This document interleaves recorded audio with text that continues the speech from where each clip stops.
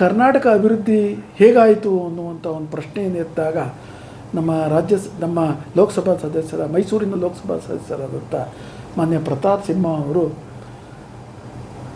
ಉತ್ತರ ಭಾರತದ ಸುತ್ತಮುತ್ತ ವಿರೋಧಿ ರಾಷ್ಟ್ರಗಳಿವೆ, ಪಾಕಿಸ್ತಾನ ಇದೆ, ಚೈನಾ ಇದೆ, ಆಫ್ಘಾನಿಸ್ತಾನ ಇದೆ.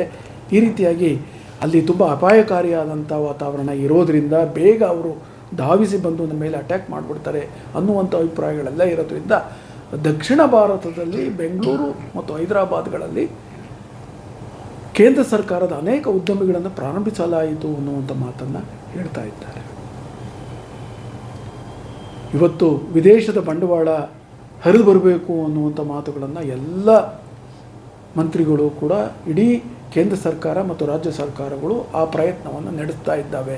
ವಿದೇಶಗಳಿಂದಲೂ ಕೂಡ ಹರಿದು ಬರಬೇಕು, ಉದ್ಯಮಿದಾರರು ಕೂಡ ಬಂದು ನಮ್ಮಲ್ಲಿ ಪ್ರಾರಂಭ ಮಾಡಿ ಆ ಮೂಲಕ ಉತ್ಪಾದಕತೆಯನ್ನು ಹೆಚ್ಚಿಸುವುದರೊಂದಿಗೆ ಟ್ಯಾಕ್ಸ್ ಕೊಡೋದು ಮತ್ತು ಉದ್ಯೋಗವನ್ನು ಸೃಷ್ಟಿ ಆಗುವಂಥದ್ರ ಕಡೆ ಯೋಚನೆ ಮಾಡ್ತಾ ಇರ್ತಾರೆ. ಸುಮ್ಮನೆ ಬಂದು ಎಲ್ಲರೂ ಬಂದು ಇಲ್ಲಿ ಕರ್ನಾಟಕದಲ್ಲಿ ತುಂಬ ಚೆನ್ನಾಗಿದೆ ಅಂತ ಬರ್ತಾ ಇದ್ದಾರೋ ಅಥವಾ ಅಲ್ಲಿ ಭಯ ಇದೆ ಅಂತ ಬರ್ತಾ ಇದ್ದಾರೋ ಅನ್ನೋದ್ರ ಬಗ್ಗೆನೂ ಕೂಡ ಆಲೋಚನೆ ಮಾಡಬೇಕು. ಅಲ್ಲಿ ವಾತಾವರಣ ಚೆಂದ ಇಲ್ಲ, ಉತ್ತರ ಇಂಡಿಯಾದಲ್ಲಿ ವಾತಾವರಣ ಚೆನ್ನಾಗಿಲ್ಲ, ಅಲ್ಲಿಯ ದಬ್ಬಾಳಿಕೆಯ ಮನೋಭಾವ, ಅಲ್ಲಿಯ ರಾಜಶಾಹಿ ಮನೋಭಾವ ಇನ್ನೂ ಹೋಗಿಲ್ಲದೆ ಇರುವಂಥ ವಾತಾವರಣ, ಇವೆಲ್ಲವನ್ನೂ ಕೂಡ ಕಂಡುಕೊಂಡು ತುಂಬ ಸ್ನೇಹಜೀವಿಗಳಾಗಿರುವಂಥ ತಮಿಳುನಾಡಿಗೆ, ಕರ್ನಾಟಕಕ್ಕೆ, ಆಂಧ್ರಕ್ಕೆ ಉದ್ಯಮಿಗಳು ಬಂದರೆ ಅದಕ್ಕೆ ಕಾರಣ ಈ ರಾಜ್ಯಗಳಲ್ಲಿರುವಂಥ ಸೌಹಾರ್ದಯುತವಾದ ವಾತಾವರಣವೇ ಹೊರತು ಬೇರೆ ಇನ್ನೇನು ಇಲ್ಲ ಅನ್ನುವಂಥದ್ದು. ಅನೇಕ ಹಂಗಾದರೆ ಆ ರೀತಿಯಾಗಿ ಮಾತಾಡೋದಾದರೆ ನಮ್ಮ ರಾಜಧಾನಿಯಾಗಿ ದೆಹಲಿಯಲ್ಲಿ ಇರಬೇಕಂಗಾದರೆ ರಾಷ್ಟ್ರಪತಿ ಭವನ ಅಪಾಯಕ್ಕೊಳಗಾಗುತ್ತೆ ಅನ್ನೋದಾದರೆ, ಪ್ರಧಾನಮಂತ್ರಿಯವರ ಭವನ ಅಪಾಯಕ್ಕೊಳಗಾಗುತ್ತೆ ಅನ್ನುವಂಥ ಪರಿಜ್ಞಾನ ಬೇಡವೇ? ಬರೀ ಕೈಗಾರಿಕೆಗಳು ಮಾತ್ರವೇ ಅಪಾಯಕ್ಕೊಳಗಾಗ್ತವ? ನಮ್ಮ ಸಂಸತ್ ಭವನ ಇರೋದೆಲ್ಲಿ? ನವದೆಹಲಿಯಲ್ಲಿ. ಅದು ಅಪಾಯಕ್ಕೊಳಗಾಗುತ್ತೆ ಅನ್ನೋ ಭಾವನೆ ಬೇಡವೇ? ಅದು ಕೂಡ ಇರಬೇಕು ಮನಸ್ಸೊಳಗಡೆ. ಹಂಗಾದ್ರೆಲ್ಲ ದಕ್ಷಿಣ ಇಂಡಿಯಾಕ್ಕೆ ಬಂದುಬಿಡಿ, ಸಂಸತ್ ಭವನವನ್ನು ತೆಗೆದುಕೊಂಡು, ಸುಪ್ರೀಂ ಕೋರ್ಟನ್ನು ತೆಗೆದುಕೊಂಡು, ರಾಷ್ಟ್ರಪತಿ ಭವನವನ್ನು ತೆಗೆದುಕೊಂಡು ಬೆಂಗಳೂರಿಗೆ ಬಂದುಬಿಟ್ರೆ ಇನ್ನೂ ಒಳ್ಳೆಯದು. ಯಾಕೆಂದರೆ ಅಲ್ಲಿ ಯಾರೂ ಕೂಡ ವಿದೇಶಿಯ ಆಕ್ರಮಣಕ್ಕೆ ಅವಕಾಶ ಕೊಡದಂಥ ರೀತಿಯಲ್ಲಿ ಇಟ್ಕೊಳ್ಬಹುದು ಅನ್ನೋ ಮಾತು ಹೇಳೋದಾದರೆ ಇದು ಕೇವಲ ಕಪೋಲ ಕಲ್ಪಿತ ಮತ್ತು ಜೊತೆಗೆ ಆಲೋಚನಾ ದಿಕ್ಕನ್ನು ಬದಲಿಸುವಂಥ ತಂತ್ರ ಅಂತ ಹೇಳಿ ನಾನು ಭಾವಿಸ್ತೇನೆ. ಯಾಕೆಂದರೆ ತನ್ನ ಪಕ್ಷದ ನಿಲುವನ್ನು ವಿರೋಧ ಮಾಡೋಕ್ಕಾಗದೇ ಇರುವಂಥ, ತನ್ನ ಪಕ್ಷದ ನಿಲುವು ತನ್ನ ನಾಡಿಗೆ ಅಪಾಯವನ್ನು ತಂದುಕೊಟ್ಟರೂ ಕೂಡ ಪಕ್ಷದ ನಿಲುವಿಗೆ ಬದ್ಧರಾಗಿರಬೇಕು ಅನ್ನುವಂಥ ಧೋರಣೆಯನ್ನು ಇಟ್ಕೊಡುವಂಥ ರಾಜಕಾರಣಿಗಳು ಮಾತಾಡುವಂಥ ರೀತಿಯಲ್ಲಿ ಮಾತಾಡುವಂಥದ್ದು ತಪ್ಪಾಗ್ತದೆ ಅನ್ನುವಂಥದ್ದು.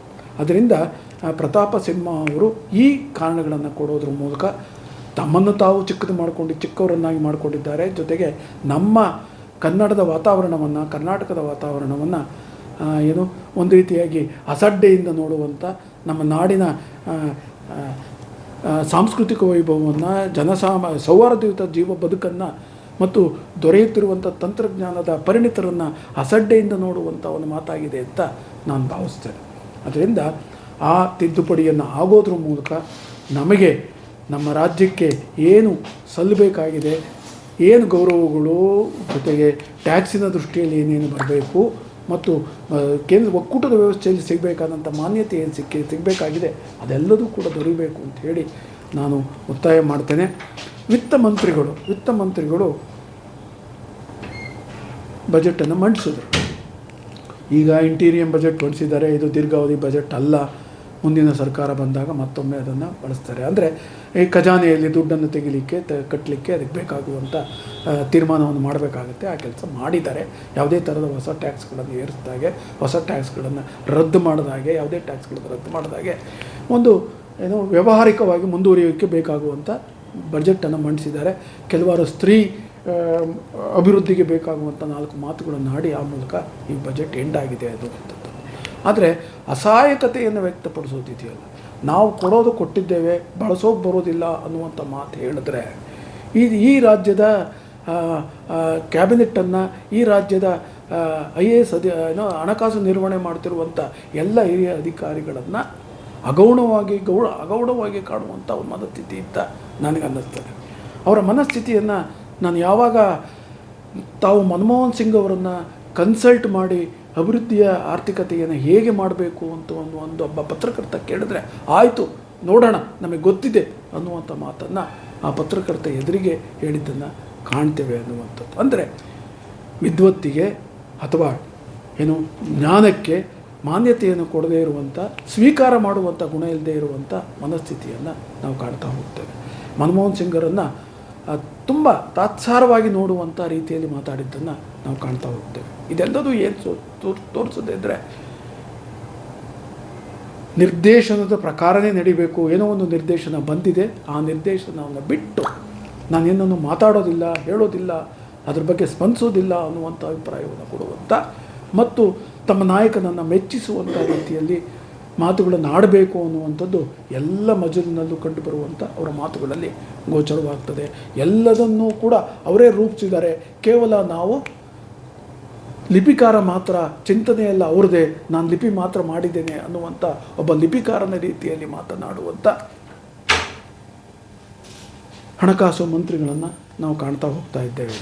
ಎಲ್ಲದೂ ಕೂಡ ಪೂರ್ವ ಯಾರೋ ಬರೆದಿಟ್ಟಿದ್ದಾರೆ, ಇದು ನಾನು ಓದ್ತಾ ಇದ್ದೇನೆ ಅನ್ನುವಂಥ ರೀತಿಯಲ್ಲಿ ಪ್ರತಿಯೊಂದಕ್ಕೂ ಕೂಡ, ಪ್ರತಿಯೊಂದು ಅಂಶಕ್ಕೂ ಕೂಡ ಅವರು ನಮ್ಮ ಲೀಡರ್ ಇದ್ದಾರೆ, ಅವರ ಮಾರ್ಗದರ್ಶನ ಅನ್ನುವಂಥ ಮಾತುಗಳನ್ನು ಪ್ರತಿ ಹಂತದಲ್ಲೂ ಹೇಳ್ತಾ ಹೋದರೆ ಇವರ ಚಿಂತನೆ ಏನು, ಇವರು ಏನು ಚಿಂತನೆಯನ್ನು ಹಾಕಿ ಹಣಕಾಸು ಮಂತ್ರಿಯಾಗಿ ಏನನ್ನು ರೂಪಿಸಿದ್ದಾರೆ ಹೊಸದಾಗಿ ಅನ್ನುವುದನ್ನು ನಾವೆಲ್ಲರೂ ಕೂಡ ಪ್ರಶ್ನೆ ಕೇಳಬೇಕಾಗ್ತದೆ. ಅಂಥ ಒಂದು ದುರ್ಬಲ ಸ್ಥಿತಿ ಬರಬಾರದು ಅನ್ನುವಂಥದ್ದು ನಮ್ಮೆಂಥ ಎಲ್ಲರ ಬಯಕೆ.